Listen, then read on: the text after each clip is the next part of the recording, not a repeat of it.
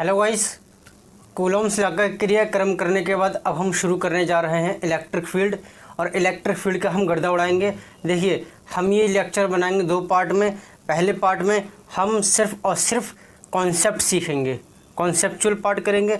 Second part में हम जी mains, advance और नीट लेवल के बढ़िया बढ़िया सवाल लेकर आएंगे आपके लिए, जिससे कि आपका कॉन्सेप्ट बहुत स्ट्रॉन्ग हो जाए और इस कॉन्सेप्ट को आप बिल्कुल चुटकी में उड़ा दें।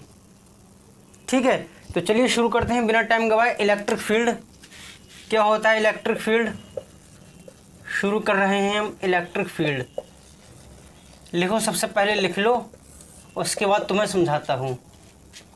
The space around a charge, the space around a charge in which its electrical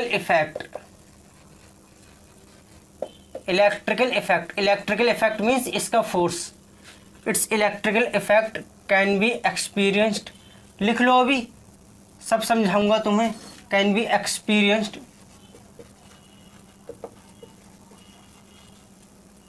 is known as electric field.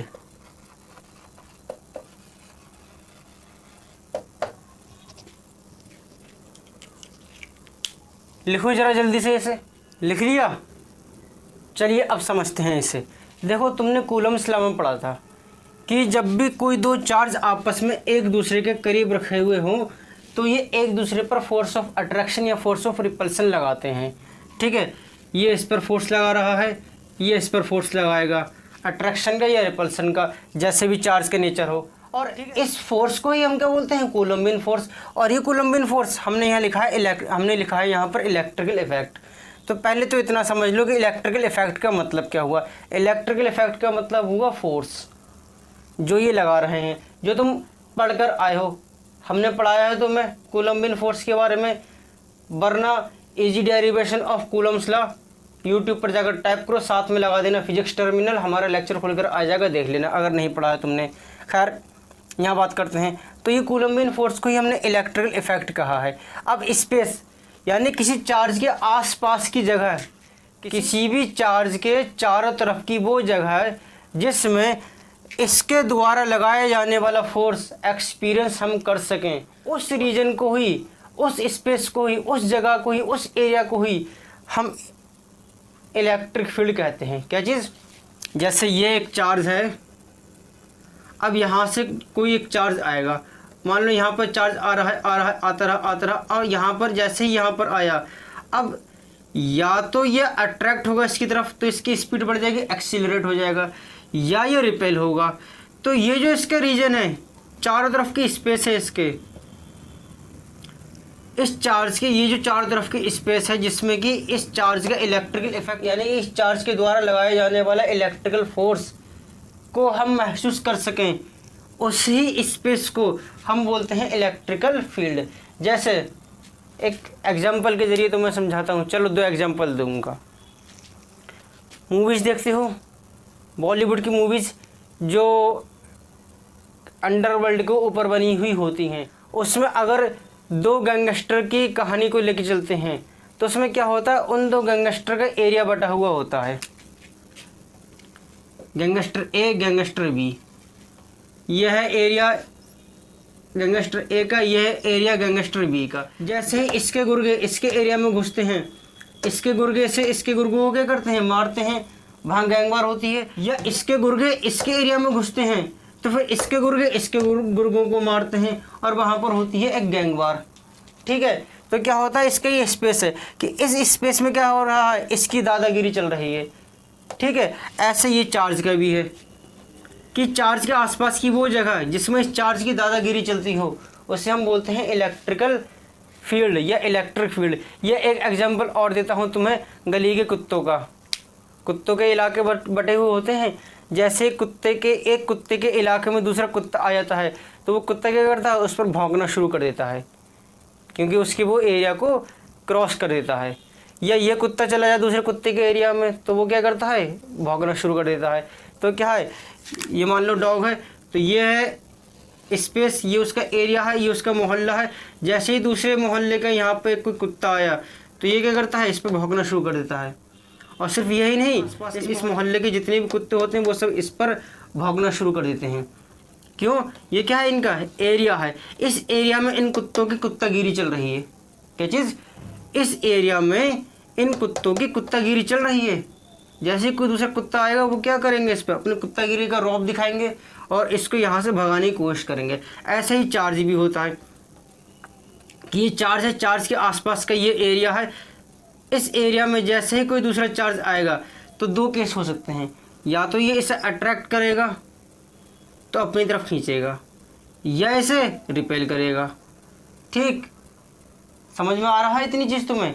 तो ये जो है होता है, ये जो चीज़ है ये इलेक्ट्रिकल फील्ड से रिजेंबल कर सकते हो। और यही चीज़ क्या होती है, इलेक्ट्रिकल फील्ड या इलेक्ट्रिक फील्ड होती है कि इस चार्ज के आसपास का वो एरिया जिसमें हम इसके द्वारा लगाया जाने वाला इलेक्ट्रिक फोर्स को या कह सकते हैं इलेक्ट्रिकल इफेक्ट को महसूस कर सकें, उसे ही हम इलेक्ट्रिक फील्ड कहते हैं। क्लियर हुआ तुम्हें इलेक्ट्रिक फील्ड का कॉन्सेप्ट अच्छी तरीके से? चलिए अब यहाँ पर एक दो बातें पढ़ते हैं। सबसे पहली चीज़ ये है कि जिस चार्ज की वजह से हम इलेक्ट्रिक फील्ड पढ़ रहे हैं या जिस चार्ज का इलेक्ट्रिक फील्ड प्रोड्यूस होता है उसको हम बोलते हैं सोर्स चार्ज। कैसा चार्ज? Source charge. लिख लो, सोर्स चार्ज। मेंस में पूछेंगे? नहीं पूछेंगे, बोर्ड में पूछ सकते हैं, वो भी कभी कभार, वरना वो भी नहीं। सिर्फ नॉलेज के लिए है ये। सोर्स चार्ज ऐसा चार्ज जिसका इलेक्ट्रिकल इफेक्ट हमें पढ़ना है। हुज इलेक्ट्रिकल इफेक्ट या electrical force, whose electrical effect is to be studied. जिसका इलेक्ट्रिकल इफेक्ट हमें पढ़ना है उसको हम बोलते हैं सोर्स चार्ज।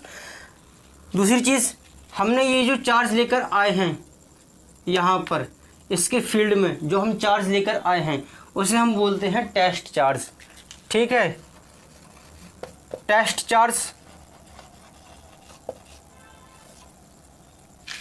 यूज्ड ऐसा charge, test charge is a charge used to study electrical effect.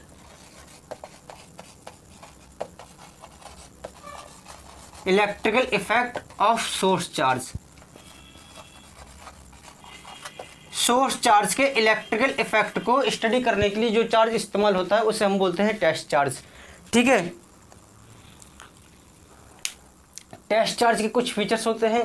क्या फीचर होता है कि इसका अपना खुद का कोई मैग्नीट्यूड नहीं होता है। थ्योरेटिकल कॉन्सेप्ट है ये, ऐसा नहीं कोई भी चार्ज ऐसा नहीं जिसका मैग्नीट्यूड नहीं हो, लेकिन हम यहाँ पे थ्योरेटिकल मानकर चल रहे हैं कि इसका कोई मैग्नीट्यूड नहीं है, जिसकी वजह से जब ये टेस्ट चार्ज इस फील्ड में अंदर एंटर करे तो अपना खुद का कोई फील्ड वहाँ पर प्रोड्यूस ना कर सके, तो इसको हम बोलते हैं टेस्ट चार्ज। जैसे एग्जाम्पल के तौर पर तो मैं समझाता हूँ। यहाँ पर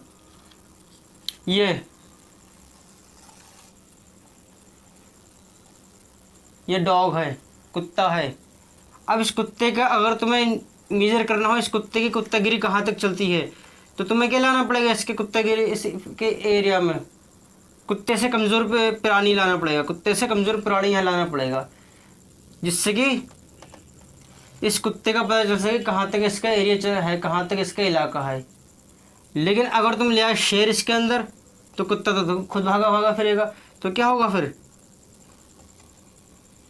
एरिया पता कर सकते हो इसका, किसका एरिया कहाँ तक है। जैसे जैसे शेर अंदर आएगा वैसे वैसे इसका एरिया सिकुड़ता चला जाएगा, ये अपने एरिया में सिमटता चला जाएगा।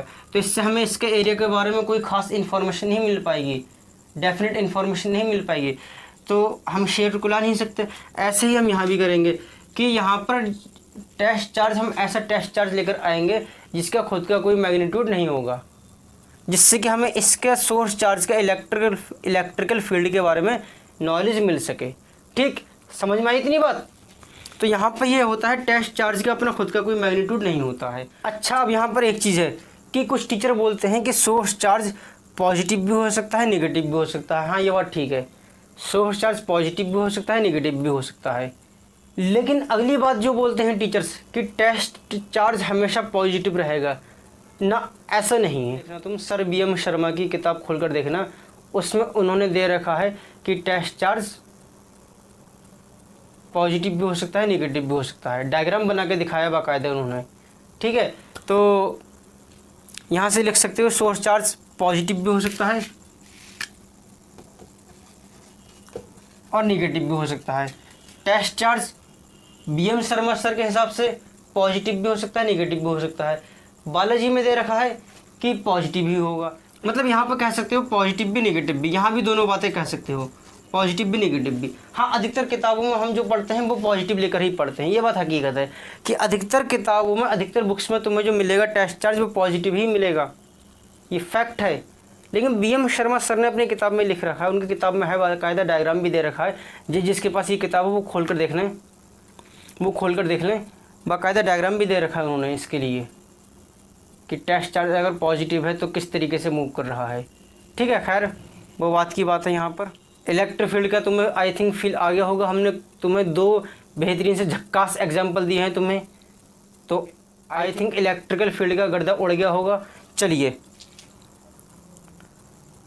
इसे नोट कर लें। देखो, ये जो कूलम्बियन फोर्स है या ये ग्रेविटेशनल फोर्स है, एक सर आइजैक न्यूटन ने दिया, एक चार्ल्स अगस्टिन डी कूलम्ब ने दिया। दोनों ही फोर्स जो हैं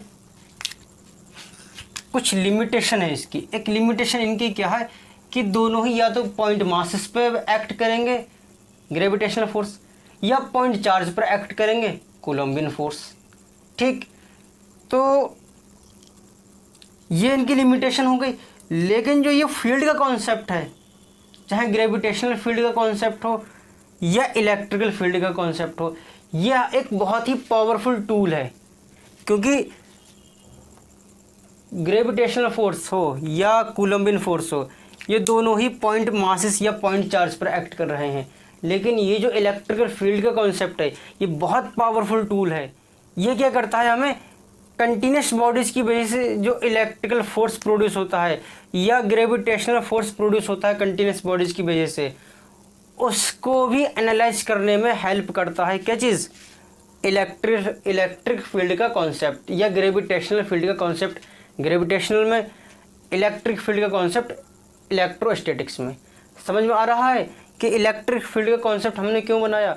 बहुत ही स्ट्रॉन्ग कॉन्सेप्ट है, बहुत ही पावरफुल टूल है हमारे लिए। क्लियर इतनी चीज़? तो नोट कर लो इसे। मैं ज़रा साइड से हो जाता हूँ। नोट कर लिया? चलिए फिर आगे बढ़ते हैं।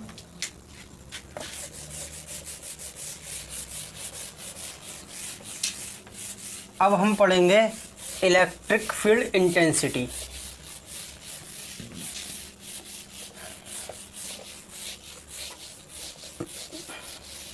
क्या होती है इलेक्ट्रिक फील्ड इंटेंसिटी?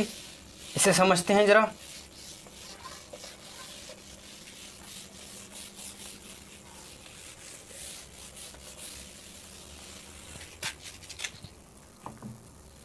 चलिए फिर अब पढ़ते हैं हम इलेक्ट्रिक फील्ड इंटेंसिटी। क्या चीज़? Electric field intensity. Electric field intensity क्या होती है? अभी ज़रा पहले लिख लो फिर समझाएंगे तुम्हें। The force acting, force acting, कौन सा फोर्स? Electrostatic force. तो यहाँ फोर्स से मतलब है इलेक्ट्रोस्टैटिक या फिर Coulombian force. The force acting on a positive test charge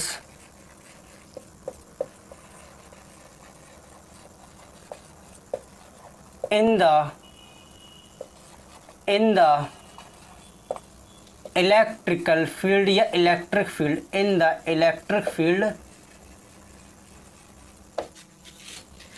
of a charge of a source charge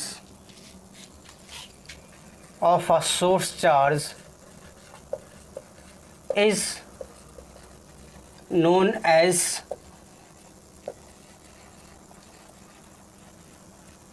electric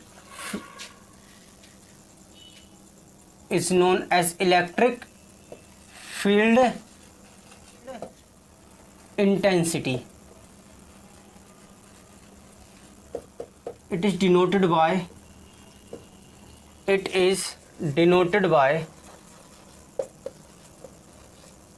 E vector.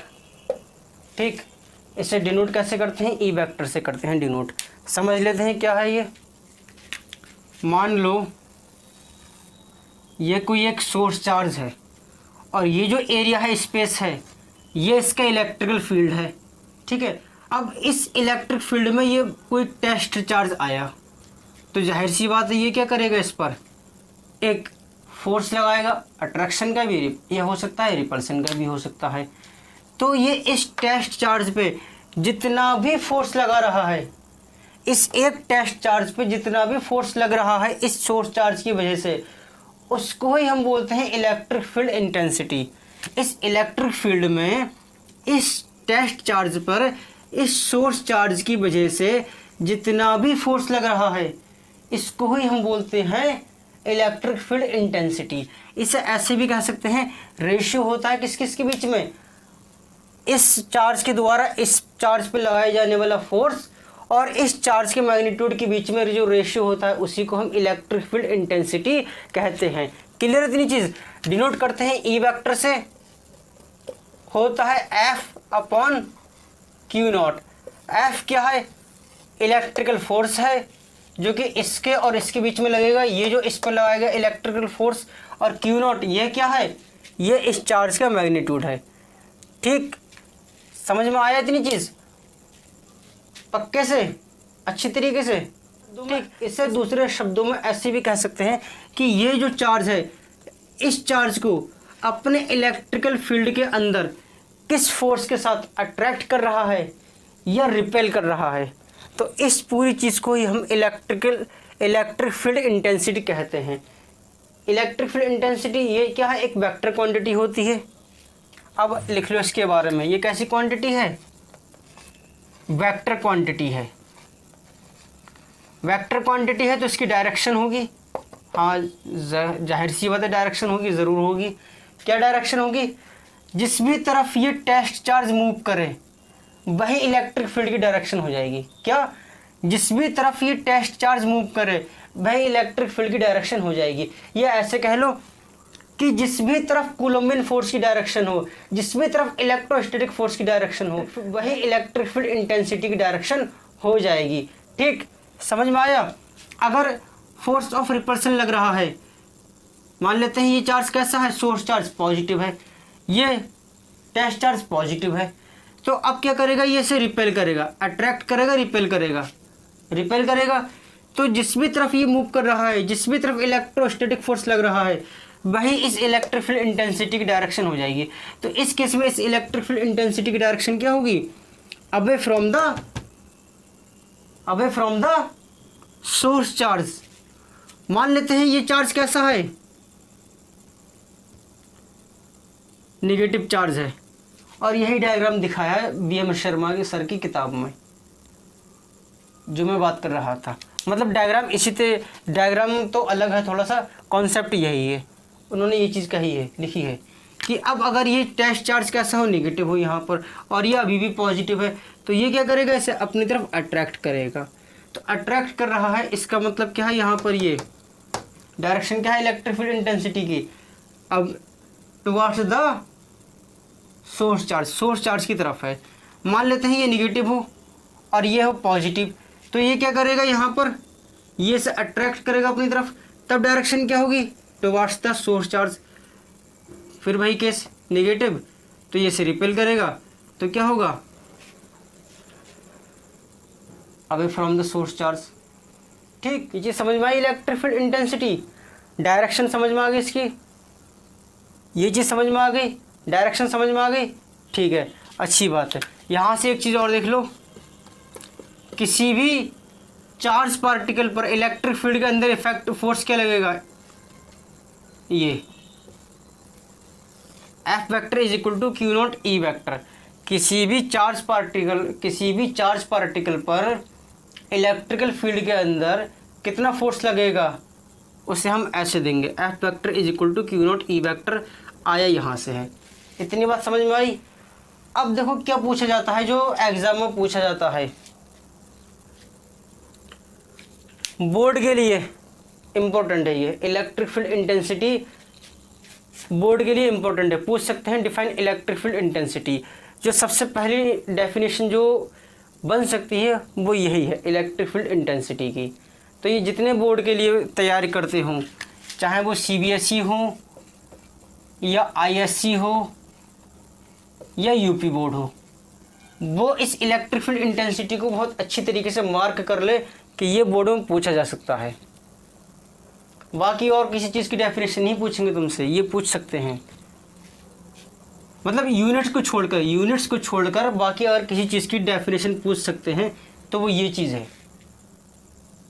वरना यूनिट्स की ही डेफिनेशन पूछेंगे। अब यहाँ पर एक चीज़ है, यहाँ पर इसकी यूनिट क्या होगी, इलेक्ट्रिक फील्ड इंटेंसिटी की यूनिट क्या होगी, तो इसकी ऐसा यूनिट क्या होगी, यहाँ से हो जाएगी न्यूटन पर कूलम्ब। ऐसा शो करते हैं न्यूटन पर कूलम्ब। और एक यूनिट हो जाएगी इसकी यहाँ से ही वोल्ट पर मीटर। कैसे, ये तुम आगे पढ़ोगे जब इलेक्ट्रिक पोटेंशियल पढ़ोगे, वहाँ पर तुम्हें ये बताया जाएगा कि वोल्ट पर मीटर भी इलेक्ट्रिक फील्ड इंटेंसिटी की यूनिट होती है। ठीक है, तो ये दोनों ही यूनिट हैं इसकी, नोट कर लो इसको। क्लियर है इतनी चीज़?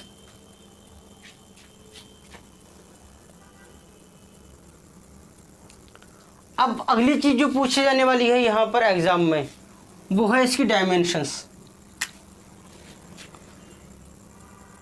डायमेंशंस कैसे निकालोगे, देखो dimensions dimensions E vector equal to क्या है, फोर्स अपॉन क्यू। एफ क्या है, फोर्स।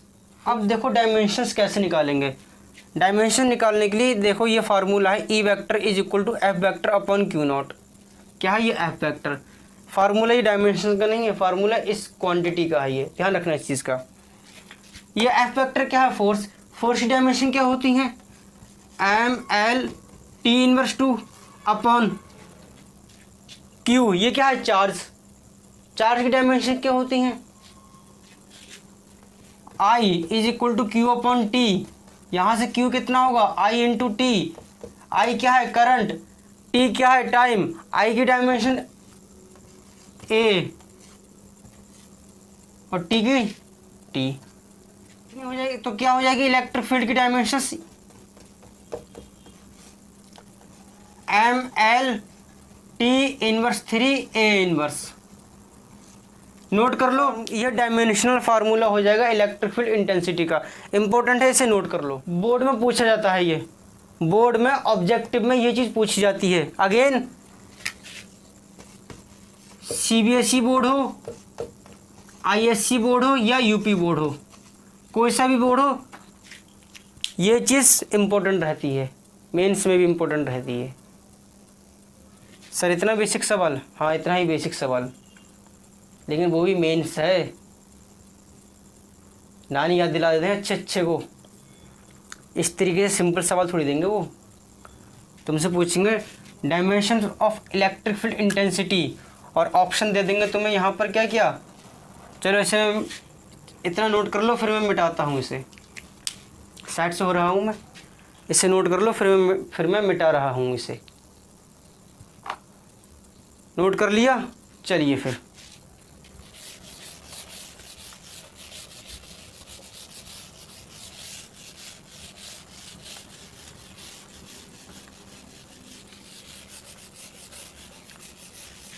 तो मैं बता रहा था मेंस में कैसे सवाल देते हैं वो, इस पर मेंस या नीट में। एडवांस में ये सवाल नहीं आता है, मेंस में ये सवाल कभी कभार अगर उनका मन होता है तुम्हारे लिए कुछ आसान करने का तो वो ये सवाल दे देते हैं, नीट में आ जाते हैं ये सवाल। ये तो मेंस में किस तरीके से सवाल आता है वो समझाता हूँ तुम्हें। फिजिकल क्वांटिटी दे दी यहाँ पर, इलेक्ट्रिक फील्ड इंटेंसिटी, पूछेंगे dimensions, what are the dimensions, ध्यान देना, व्हाट आर द ध्यान रखना, क्वेश्चन पे ध्यान रखना, जो मैं क्वेश्चन करा रहा हूँ तुम्हें, क्वेश्चन के शब्दों पे ध्यान देना। What are the dimensions of E vector. अब इसमें ऑप्शन क्या देंगे तुम्हें, option A ml t inverse 3 a inverse, option B ml t inverse 3 a inverse bracket close, option C 1, 1, -3, -1, option D none. अब जब तुम ये सब देखते हो तो तुम कहते हो ये तो बहुत आसान सवाल है, बहुत हलवा है, और तुम कुछ ज़्यादा ही ओवर कॉन्फिडेंट हो जाते हो और क्या कर देते हो, इस पर टिक मार देते हो। गए 4 नंबर, क्योंकि सवाल क्या पूछा है, what are the dimensions of electric field intensity, electric field intensity की डायमेंशंस क्या होंगी, और तुमने लगा दिया अगर इस पर टिक तो गलत। सही आंसर क्या होगा, सही आंसर होगा ये। समझ में आया, क्लियर थी चीज़, क्योंकि तुमने क्लास 11 में पढ़ा है कि डायमेंशंस क्या हैं। ये चीज़ डायमेंशंस थोड़ी है, डायमेंशंस तो क्या है, जो इन पर पावर है, ये जो पावर है इन पर, ये जो एक्सपोनेंट है इन पर, ये है डायमेंशंस, ये डायमेंशंस नहीं है, ये ध्यान रख लेना। डायमेंशंस क्या है, ये जो पावर हैं। तो वो जो तुमसे सवाल देते हैं हलवा सवाल तुम समझते हो, ये इतना भी हलवा नहीं है। मेंस से एग्ज़ाम ले रहे हैं, वो कोई छोटा मोटा एग्ज़ाम नहीं ले रहे हैं, तो इतना ध्यान रखना तुम इस चीज़ का। तो सही आंसर क्या होगा ये। तो नीट के बच्चे जितने भी हैं, जितने भी मेंस के बच्चे हैं, वो इसे अच्छी तरीके से इस बात को पॉइंट दिमाग में रखना, यहाँ पे भूल मत जाना। जैसे किसी का चेहरा नहीं भूलते हो ना, रात में सोते समय भी याद आता है वो चेहरा, किताब खोल के बैठते हो तो वो चेहरा याद आता है तुम्हें, वैसे ही तुम्हें ये चीज़ भी नहीं भूलना है। ये आसान लगती है हमें, लेकिन नंबर कटवा देती है अगर हम इन पॉइंट्स को ध्यान नहीं रखेंगे। ठीक है, चलिए नोट कर लीजिए, आगे बढ़ते हैं अब जल्दी से ज़रा।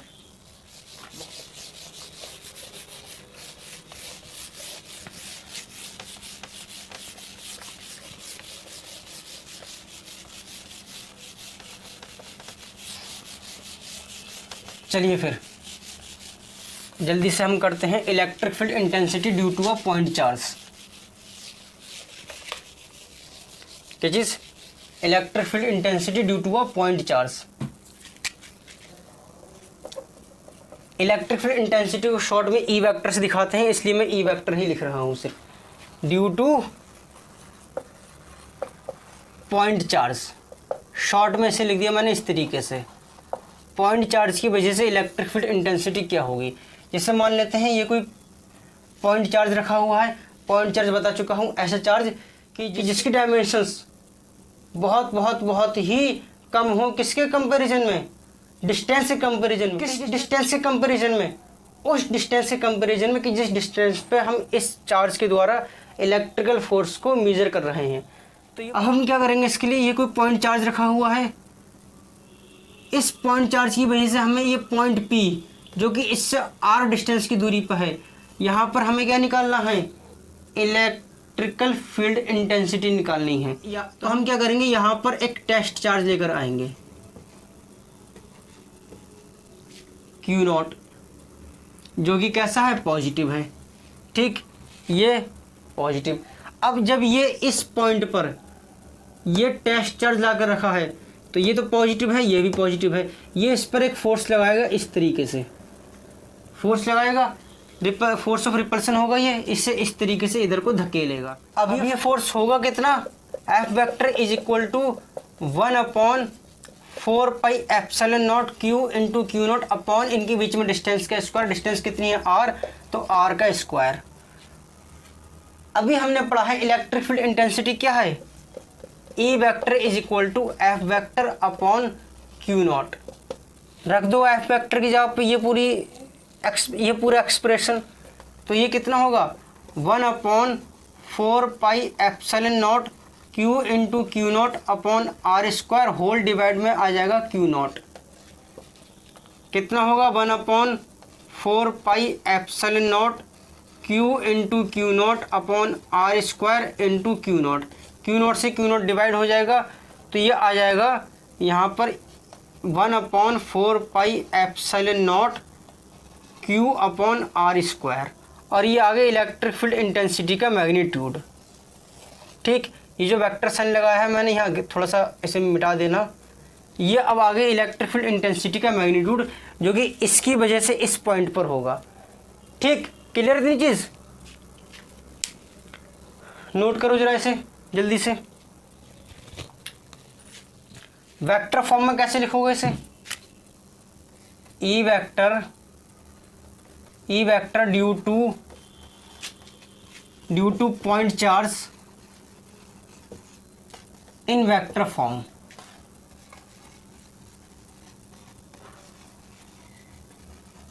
वेक्टर फॉर्म में कैसे लिखोगे? E vector is equal to 1/4πε0 Q upon are square.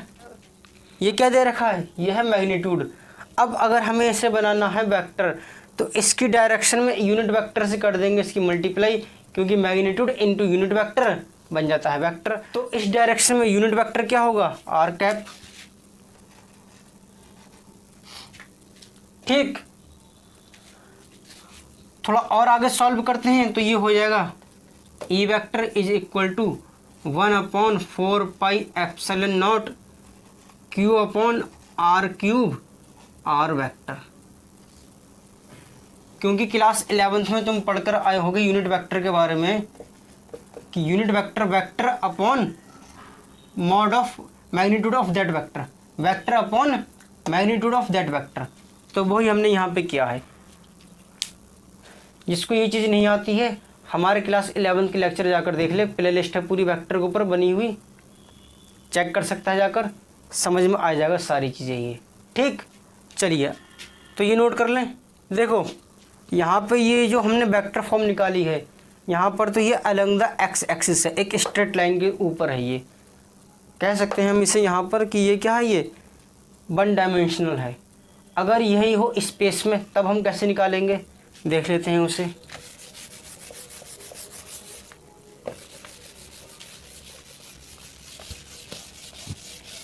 ज़रा जल्दी से इसे नोट करो, वीडियो पॉज करके नोट कर लेना तुम लोग। हमें अपने टॉपिक्स कंप्लीट करने हैं सारे, कुछ छूट न जाए जिससे कि अगले लेक्चर में हमें दिक्कत हो। हम अगले लेक्चर में, क्योंकि अगले लेक्चर में हम लेकर आएंगे, ध्यान रखना, मेंस पर, नीट पर, एडवांस पर बेस्ड इस टॉपिक के अच्छे सवाल होंगे सारे, सब स्टैंडर्ड क्वेश्चंस, नीट लेवल के, मेंस लेवल के, एडवांस लेवल के। कोई ऐसा सवाल नहीं होगा जो हल्का फुल्का सवाल हो। चलिए फिर, जो लोग सीरियस तैयारी कर रहे हैं नीट की, मेंस की, एडवांस की, और जिनके पास इतने रिसोर्सेज नहीं हैं कि वो फीस देकर पढ़ सकें, तो उनके लिए मेरा पूरा कमिटमेंट है कि वो फ्री में अच्छा मटेरियल पा सकें। इसलिए मैं पूरी कोशिश कर रहा हूँ तुम्हें अच्छा मटेरियल देने की, वो भी फ्री ऑफ कॉस्ट, कोई फीस नहीं।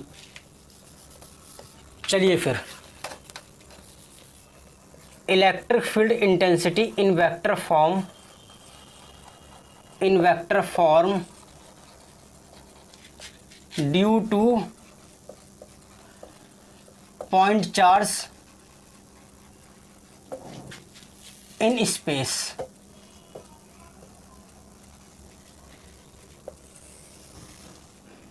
देखो ये कोई कार्टेशियन सिस्टम दे रखा है, एक्स एक्सिस और वाई एक्सिस। यहाँ पर यह है कोई पॉइंट ए, यहाँ पर चार्ज रखा हुआ है क्यू, चार्ज क्यू रखा हुआ है यहाँ पर ए पर। इसके कोऑर्डिनेट हम मान लेते हैं क्या है, x1, y1, z1। इसकी वजह से हमें निकालना है ये पॉइंट पी पर इलेक्ट्रिक फील्ड इंटेंसिटी, जिसके कोऑर्डिनेट हैं x2, y2, z2। हम क्या करेंगे, ये ओरिजिन है, ओरिजिन से जोड़ दो इसे, ठीक,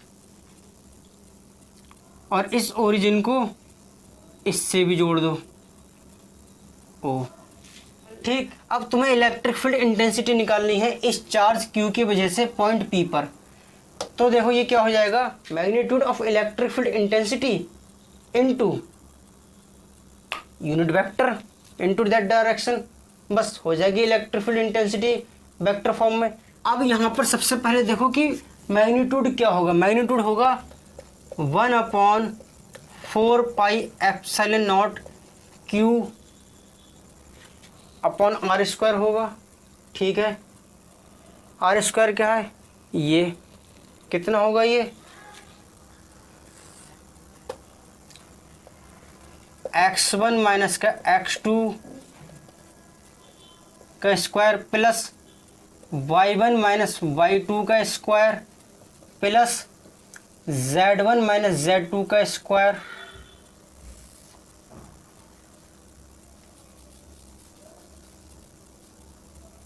प्लस z1 माइनस z2 का स्क्वायर, ठीक। मैं इसे यहाँ लिखता हूँ फिर से, E vector is equal to 1/4 pi epsilon naught into Q upon x1 minus x2 का स्क्वायर प्लस y1 माइनस का y2 का square plus z1 minus z2 का स्क्वायर। डिस्टेंस का क्या हो गया, स्क्वायर, क्या हो गया, डिस्टेंस का स्क्वायर। डिस्टेंस क्या है, ये है AP। क्लियर थी चीज़, अच्छा। अब इस डायरेक्शन में जो यूनिट वेक्टर है उससे मल्टीप्लाई कर दो, तो इस डायरेक्शन में यूनिट वेक्टर क्या निकलेगा, ये जो वेक्टर होगा इस डायरेक्शन में, इस वेक्टर को इसके मैग्नीट्यूड से डिवाइड कर दो, हो जाएगा। तो ये होगा तुम्हारा यहाँ पर x1 minus x2 into I cap plus y1 minus y2 into J cap. ये डायग्राम नोट कर लिया हो तो मैं ये डायग्राम मिटा दूँ, ये एक काम करो, पहले तुम ये डायग्राम नोट कर लो, जगह की कमी पड़ रही है। कर लिया नोट, चलिए इसे मैं मिटाता हूँ और अब हम इसे सॉल्व करने जा रहे हैं।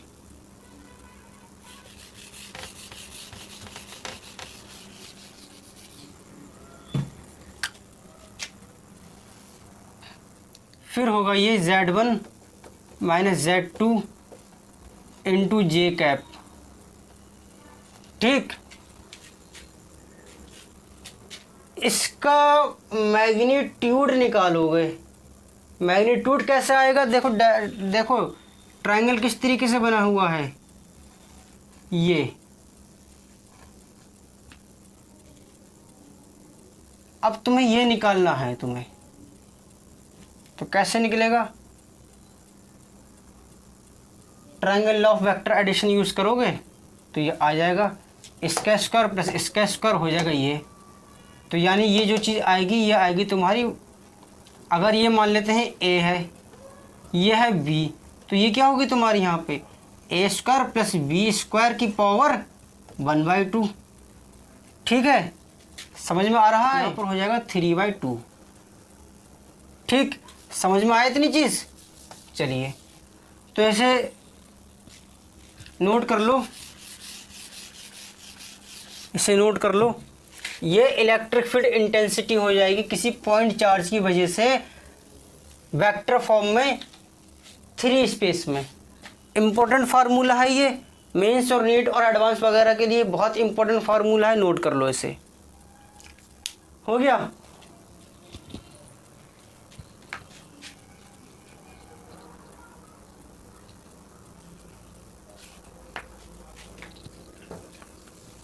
मैं सामने से हट गया, अब नोट कर लो। हो गया नोट, चलिए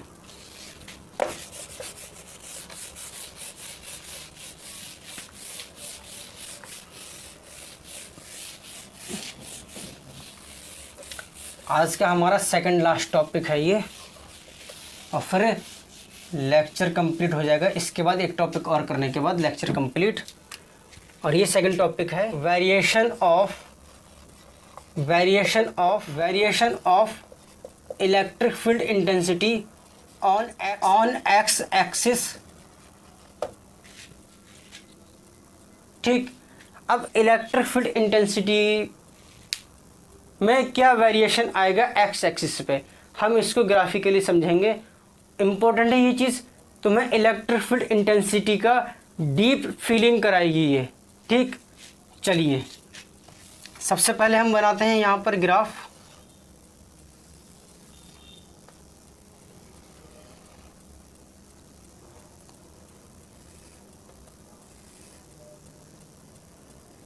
तुम्हें मालूम है ये जो कार्टेशियन प्लेन होता है इसके 4 क्वाड्रेंट बन जाते हैं, first quadrant, second quadrant, third और फोर्थ। पहले ग्राफ में फर्स्ट और थर्ड में बनाएंगे, सेकंड में हम बनाएंगे सेकंड में और फोर्थ में, और फिर वेरिएशन देख लेंगे। मान लेते हैं ग्राफ है ये इस तरीके से ग्राफ आ रहा है, ये थोड़ा सा इस तरीके से,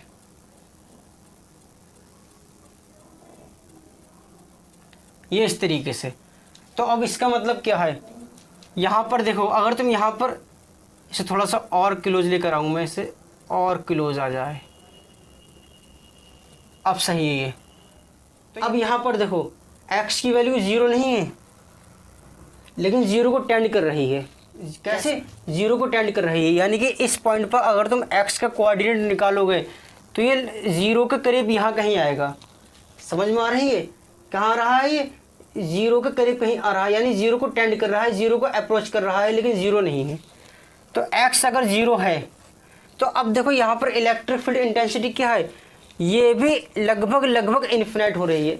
इन्फिनिट हो नहीं रही है, लेकिन ये इन्फिनिट को टेंड कर रही है, यानी इन्फिनिटी के करीब जा रही है। देखो मान लेते हैं ये इन्फिनिटी का पॉइंट है और ये इलेक्ट्रिक फील्ड इंटेंसिटी है, तो ये क्या हो रहा है, इलेक्ट्रिक फील्ड इंटेंसिटी इसके करीब जा रही है, करीब जा रही है, और ये यहाँ पर इसके करीब में आकर यहाँ कहीं पहुँच रही है। तो अब देखो ये इसे इन्फिनिटी को टच नहीं कर रही है, लेकिन इन्फिनिटी को टेंड कर रही है, उसे करीब पहुँच रही है। तुमने क्लास 11th में लिमिट्स में मैथमेटिक्स में ये चीज़ पढ़ी होगी कि टेंड्स टू 0 का मतलब क्या होता है, अप्रोच टू 0 का मतलब क्या होता है, मैथ्स में तुमने अच्छी तरीके से पढ़ी होगी। तो अब यहाँ पर इन इलेक्ट्रिक फील्ड इंटेंसिटी क्या कर रही है, ये इन्फिनिटी को टेंड कर रही है। अब जैसे जैसे हम क्या कर रहे हैं, x यहाँ 0 है, जैसे जैसे हम x पर आगे बढ़ रहे हैं तो क्या हो रहा है, इलेक्ट्रिक फील्ड इंटेंसिटी कम होती चली जा रही है। मान लेते हैं ये यहाँ पर, इसे मिटा देते हैं, मान लेते हैं ये जो पॉइंट है x का, ये हम इतना आगे बढ़ गए हैं कि हम इन्फिनिटी पर पहुँच गए हैं। तो फिर इलेक्ट्रिक फील्ड इंटेंसिटी क्या होगी यहाँ पर, तो इलेक्ट्रिक फील्ड इंटेंसिटी 0 को टेंड करेगी। समझ में आया इतनी चीज़। फर्स्ट क्वाड्रेंट में अगर x 0 को टेंड कर रहा है तो इलेक्ट्रिक फील्ड इंटेंसिटी इन्फिनिटी को टेंड करेगी। जैसे जैसे हम x को बढ़ाएंगे यहाँ तक कि हम इन्फिनिटी पर पहुँच गए x एक्सिस पे, तो फिर इलेक्ट्रिक फील्ड इंटेंसिटी 0 को टेंड करेगी। यहाँ इन्फिनिटी पे पहुँचे नहीं, इन्फिनिटी को टेंड कर रहे हैं। ठीक, बना लेते हैं हम ग्राफ यहाँ पर।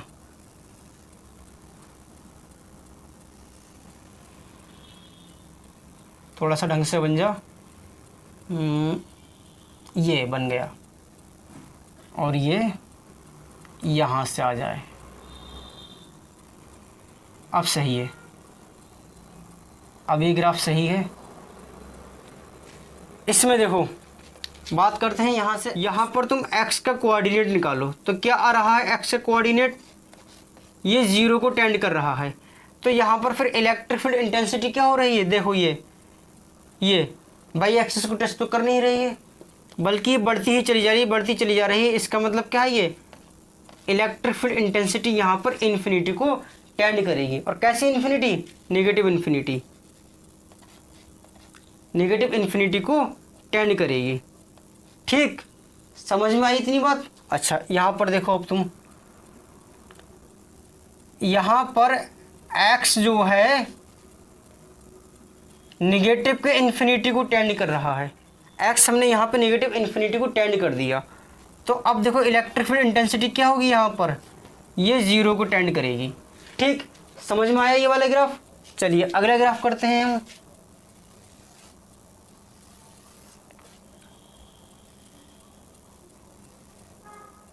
बना लेते हैं हम ये ग्राफ।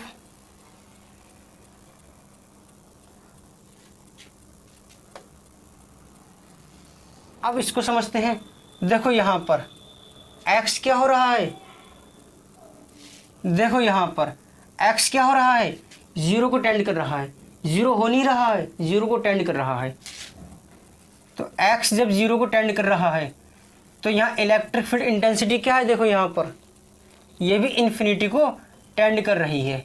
ठीक, समझ में आई इतनी बात। ये वाला ग्राफ नोट कर लो, क्योंकि मुझे ये मिटाना होगा जगह की कमी की वजह से। मैं ज़रा साइड से हो रहा हूँ।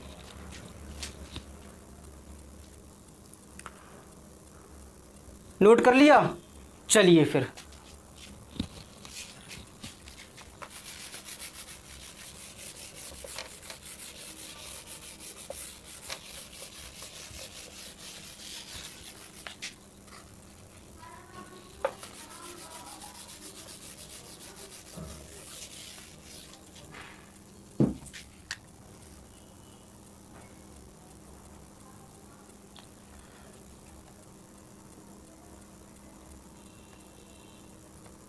देखो, अब यहाँ पर तुम ये जो पॉइंट है इसका एक्स कोऑर्डिनेट निकालो।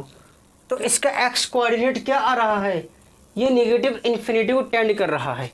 इसका एक्स कोऑर्डिनेट नेगेटिव इन्फिनिटी को टेंड कर रहा है। तो इलेक्ट्रिक फील्ड इंटेंसिटी देखो ये घटती चली आ रही है, ये इलेक्ट्रिक फील्ड इंटेंसिटी घटती चली आ रही है। तो यहाँ इलेक्ट्रिक फील्ड हो जाएगी फिर तुम्हारी क्या चीज़, 0। ठीक, ध्यान रखना पहले ग्राफ में भी हमने यही किया है कि एक्स एक्सिस पर डिस्टेंस, वाई एक्सिस पर इलेक्ट्रिक फील्ड इंटेंसिटी। लिख भी देता हूँ मैं यहाँ पर कि एक्स एक्सिस पर डिस्टेंस, कि एक्स एक्सिस पर डिस्टेंस और वाई एक्सिस पर इलेक्ट्रिक फील्ड इंटेंसिटी। ठीक, ये ध्यान रखना। अच्छा, अब हम करते हैं अगला ग्राफ, लास्ट ग्राफ है ये हमारा।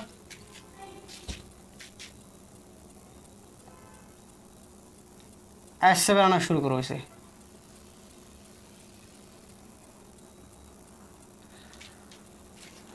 यहां पर देखो एक्स कोऑर्डिनेट निकालो। एक्स कोऑर्डिनेट यहां टेंड कर रहा है किसको, 0 को। तो इलेक्ट्रिक फील्ड इंटेंसिटी यहां टेंड कर रही है किसको, इन्फिनिटी को। लेकिन बाई एक्सिस के नेगेटिव पार्ट में है तो यहां पर आएगा नेगेटिव इन्फिनिटी को। यहाँ पर पहुँचो। अब x तुम इतना आगे बढ़ गए हो, यहाँ पर ऐसे चलते चलते तुम इतना आगे बढ़ गए हो कि x तुम्हारा हो चुका है क्या चीज़, इन्फिनिटी। पॉजिटिव पार्ट में है तो पॉजिटिव इन्फिनिटी रहेगा। तो इलेक्ट्रिक फील्ड इंटेंसिटी यहाँ टेंड कर रही है 0 को। समझ में आया। इसका मतलब सीधे सीधे ऐसा कह सकते हो कि जैसे जैसे x एक्सिस से तुम यहाँ को आगे को बढ़ोगे तो क्या होगा, इलेक्ट्रिक फील्ड इंटेंसिटी कम होती चली जाएगी। जैसे जैसे एक्स एक्सिस पे तुम इधर को आगे बढ़ते चलोगे तो क्या होगा, इलेक्ट्रिक फील्ड इंटेंसिटी यहाँ भी तुम्हारा क्या होगा, कम होती चली जाएगी। ठीक, समझ में आई तुम्हें इतनी चीज़। तो ये नोट कर लो, ये होता है इलेक्ट्रिक फील्ड इंटेंसिटी का वेरिएशन एक्स एक्सिस पर। तो ऑन एक्स एक्सिस का मतलब यही है कि electric field intensity x axis पर किस तरीके से डिपेंड कर रही है। समझ में आई इतनी बात। तो नोट कर लो जरा इसे, मैं साइड से हो रहा हूँ। नोट कर लिया। चलिए फिर करते हैं आज का अपना आखिरी टॉपिक।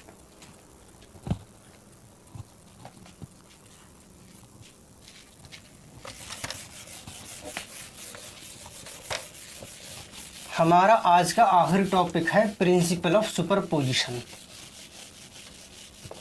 ये प्रिंसिपल ऑफ सुपरपोजिशन समझ लो तुम एक बार में। पिछली बार भी करा चुका हूँ तुम्हें कूलम्स लॉ में, अब फिर करा रहा हूँ, क्योंकि प्रिंसिपल ऑफ सुपरपोजिशन पूरी 12th की फिजिक्स में बार बार तुम्हारे काम आएगा, बार बार तुम्हें पढ़ना पड़ेगा ये। ठीक, principle of superposition, principle of superposition. ठीक, प्रिंसिपल ऑफ सुपरपोजिशन बताने से पहले तुम्हें एक चीज़ समझा दूं कि इलेक्ट्रिक फील्ड इंटेंसिटी किसी स्पेस की कैरेक्टरिस्टिक है। ठीक, मतलब इलेक्ट्रिक फील्ड इंटेंसिटी जो निकलेगी वो किसी एक पॉइंट पर निकलेगी, चार्ज पर नहीं निकलेगी। कूलम्ब्स लॉ में जो हम फोर्स निकाल रहे थे वो चार्ज पर निकाल रहे थे, लेकिन यहाँ पर जो इलेक्ट्रिक फील्ड इंटेंसिटी निकालेंगे वो एक पॉइंट पर निकालेंगे हम। ठीक, चलिए फिर करते हैं, पहले लिख लो फिर समझा दूंगा। The net electric field intensity on any point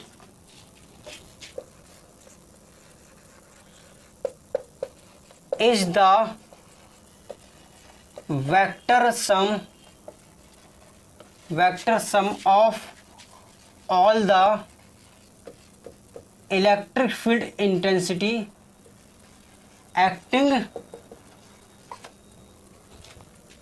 at that point.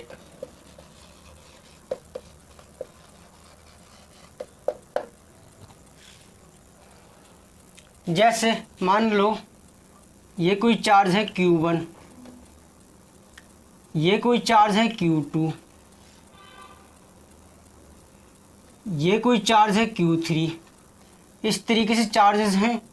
मान लेते हैं ये चार्ज है Qn, ये कोई पॉइंट है। इस पॉइंट पर हमें इलेक्ट्रिक फील्ड इंटेंसिटी निकालनी है। टोटल इलेक्ट्रिक फील्ड इंटेंसिटी होगी कितनी? तो देखो इस पॉइंट पर इलेक्ट्रिक फील्ड इंटेंसिटी इस चार्ज की वजह से भी होगी, इस चार्ज की वजह से भी होगी, इस चार्ज की वजह से भी होगी और इस चार्ज की वजह से भी होगी। मान लेते हैं इस पॉइंट की इस चार्ज से दूरी है R1, इस चार्ज से इस पॉइंट की दूरी है R2, इस चार्ज से इस पॉइंट की दूरी है R3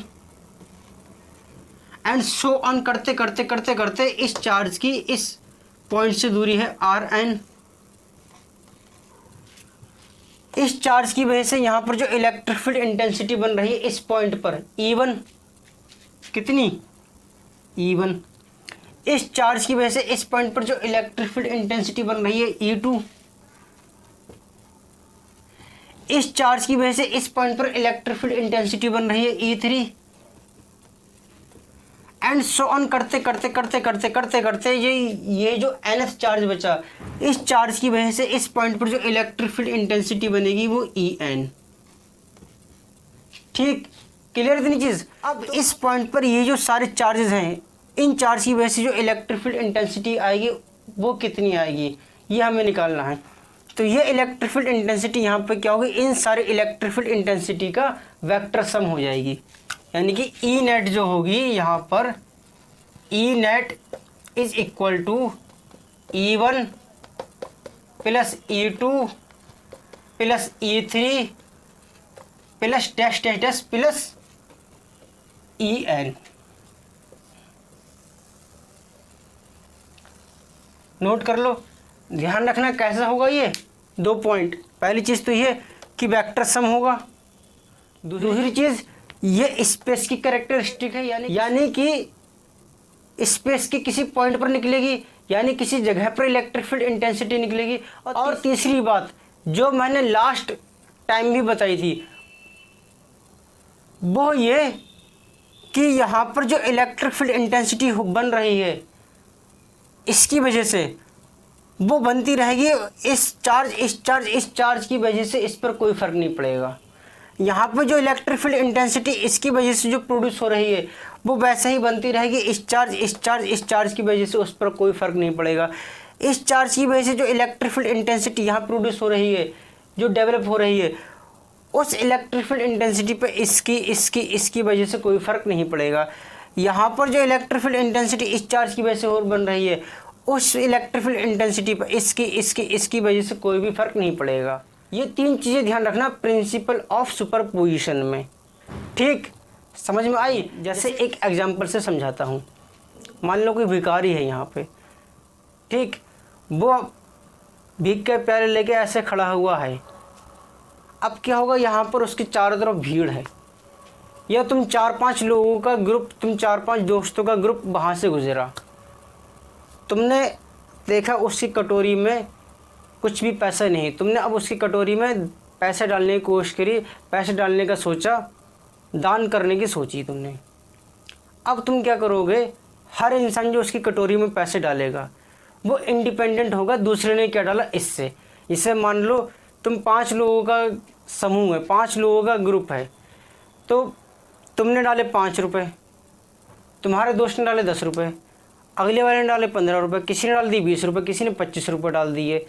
तो तुम पर इस बात का कोई फ़र्क नहीं पड़ा कि अगले वाले ने 25 डाले हैं तो मैं कितने डालूं, किसी और ने 20 डाले हैं तो मैं कितने डालूं, तुम्हें उतने ही डालने हैं उसकी कटोरी में पैसे जितने तुम्हें डालने हैं। तुम्हें इससे कोई फ़र्क नहीं पड़ता, बराबर वाले की मौजूदगी से तुम्हें कोई फ़र्क नहीं पड़ता। तुम्हें जो करना है, जो तुम्हें डालना है वो डालना है। ऐसे ही तुम्हारे इधर मान लेते हैं कोई दूसरा दोस्त तुम्हारे बराबर में खड़ा है, अब तुमने डाले 5 रुपये बैगर की कटोरी में, बैगर के प्याले में, उसके बराबर में जो शख्स खड़ा है तीसरा, उसने डाले 15 रुपये। तो तुम्हारे 5 रुपये डालने का, उसके 15 रुपये डालने का, जो शख्स 10 रुपये डाल रहा है उसकी प्याली में, उस पर कोई फ़र्क नहीं पड़ रहा है, वो उतने ही डाल रहा है जितने उसे डालना है। ऐसे ही तीसरा शख्स खड़ा है, उसने मान लो डाले 20 रुपये बेगर की प्याली में, बेगर की कटोरी में, तो उस पर इस बात का फ़र्क नहीं पड़ रहा है कि इसने 5 डाले, इसने 15 डाले, इसने 10 डाले, उससे जो डालना है वो उसने डालेगा। ठीक, तो ऐसा ही यहाँ भी है कि इन चार्जेस कि इस चार्ज की वजह से यहाँ पर जो इलेक्ट्रिक फील्ड इंटेंसिटी प्रोड्यूस हो रही है, कोई फ़र्क नहीं पड़ता कि ये कितनी इलेक्ट्रिक फील्ड इंटेंसिटी यहाँ प्रोड्यूस कर रहा है, ये कितनी इलेक्ट्रिक फील्ड इंटेंसिटी यहाँ प्रोड्यूस कर रहा है, ये कितनी इलेक्ट्रिक फील्ड इंटेंसिटी यहाँ प्रोड्यूस कर रहा है, कोई फ़र्क नहीं पड़ता। तो ये जो इलेक्ट्रिक फील्ड इंटेंसिटी किसी एक चार्ज के द्वारा किसी एक पॉइंट पर प्रोड्यूस होती है, वो बाकी के चार्जेस के द्वारा प्रोड्यूस की गई इलेक्ट्रिक फील्ड इंटेंसिटी से इंडिपेंडेंट होती है, कोई फ़र्क नहीं पड़ता। इन चार्जेस की मौजूदगी से इस पर कोई फ़र्क नहीं पड़ता। इसे इस पॉइंट पर जितनी इलेक्ट्रिक फील्ड इंटेंसिटी डेवलप करनी है वही डेवलप करके ही रहेगा, इससे इन चार्जेस की मौजूदगी से कोई फ़र्क नहीं पड़ता। ठीक, समझ में आया? चलिए अच्छा। इसी एग्जाम्पल को जो मैंने अभी बताया इसको ही लेकर हम थोड़ा सा आगे और एक्सप्लेन करते हैं। तुमने क्या पैसे दिए बैगर को, तुम्हारे दोस्त ने क्या पैसे दिए, ये सब इंडिपेंडेंट है एक दूसरे पर, कोई फ़र्क नहीं पड़ता कि दूसरे वाले ने क्या दिए, इसने क्या दिया, इसने क्या दिया, तुमने यहाँ पर उसको पैसे दे दिए। लेकिन बैगर की प्याली में कितने पैसे आए, इसको अगर हमें निकालना है तो इसने 5 लोगों ने जितने भी पैसे दिए होंगे उन सब का सम मिलाकर हम कह देंगे कि बैगर की प्याली में इतना पैसा आया। सेम टू सेम यहाँ भी रहेगा कि इस पॉइंट पर अगर हमें इलेक्ट्रिक फील्ड इंटेंसिटी निकालनी है तो इसकी वजह से जो इलेक्ट्रिक फील्ड इंटेंसिटी बन रही है उस इलेक्ट्रिक फील्ड इंटेंसिटी का हम वेक्टर सम कर लेंगे, इस पॉइंट पर नेट इलेक्ट्रिक फील्ड इंटेंसिटी निकल के आ जाएगी। ठीक, तो यही प्रिंसिपल ऑफ सुपरपोजिशन है, इम्पोर्टेंट है। प्रिंसिपल ऑफ सुपरपोजिशन वेव्स में भी पढ़ोगे तुम, आगे फिजिक्स में पढ़ना ही पढ़ना है तुम्हें, क्लास 12 की फिजिक्स में। ठीक, इवन बीएससी वगैरह में भी पढ़ना पड़ती है ये चीज़। समझ में आ रही है इतनी चीज़? तो इसे नोट कर लो ज़रा, मैं साइड से हो जाता हूँ। नोट हो गया? चलिए फिर ठीक है, आज के लेक्चर में हम सिर्फ इतना ही रखते हैं। आज के लेक्चर यहाँ पर होता है कंक्लूड। अब जो अगला पार्ट बनेगा पार्ट 2, जो मैंने शुरू में बताया भी था कि हम इस लेक्चर को 2 पार्ट में करेंगे। पार्ट 1 में सिर्फ थ्योरेटिकल कॉन्सेप्ट और थ्योरी कवर करेंगे, और पार्ट 2 में जी मेंस एडवांस नीट लेवल के बढ़िया सवाल जो कि इस कॉन्सेप्ट पर, जो कि इन कॉन्सेप्ट पर बेस्ड होंगे, उन्हें हम करेंगे। तो पार्ट 2 में हम सवाल लेकर आएंगे इन कॉन्सेप्ट पर। तो मिलते हैं आपसे जल्द ही पार्ट 2 में, तब तक के लिए